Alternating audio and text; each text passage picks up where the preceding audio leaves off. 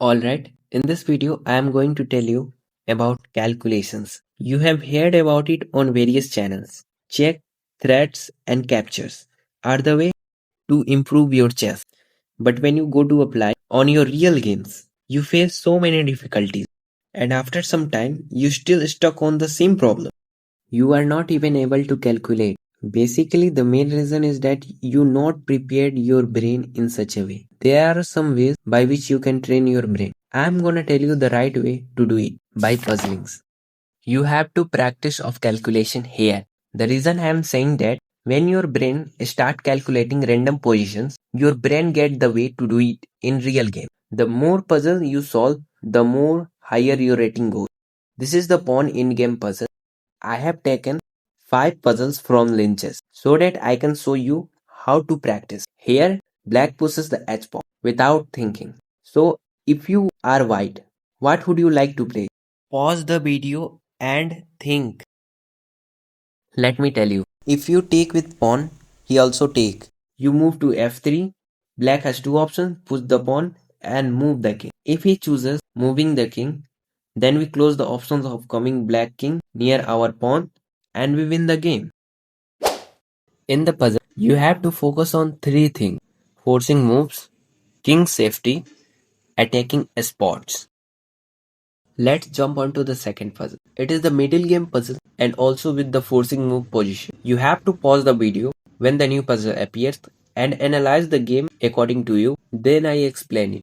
Here we go. If I take the e8 rook, he takes with queen. Because if he takes with rook, then he gets checkmated in 1. So after taking with queen, we sacrifice our h7 rook by moving on e7, attacking both rook and queen.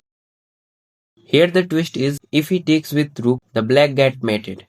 And if he takes with queen, we get a queen for a rook. Other special thing is that he can't ignore the sacrifice. If he do that, we get a free queen. The third one is in-game puzzle, but it is queen, knight and bishop in-game.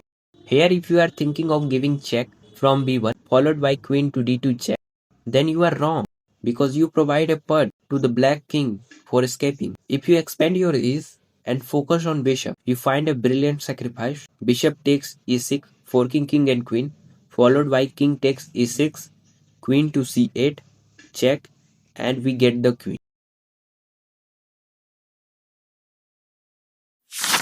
The fourth puzzle based on middle game. It includes pin plus sacrifice.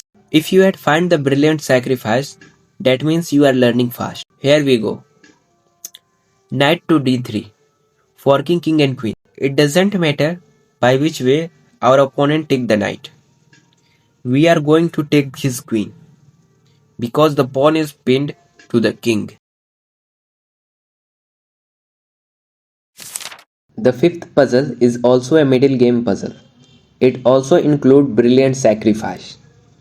In this puzzle, we are going to sacrifice the rook. King takes, bishop to a3 check. He cannot block with knight because it's taken for free.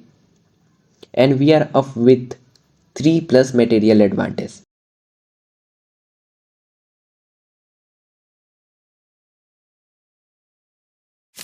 The last and easiest puzzle of the video. The one who couldn't find the right move include himself in the category of noobs. Queen to a3 check and we take the white queen for free. Don't take my joke seriously because I'm just trying to provoke you for thinking as your friend.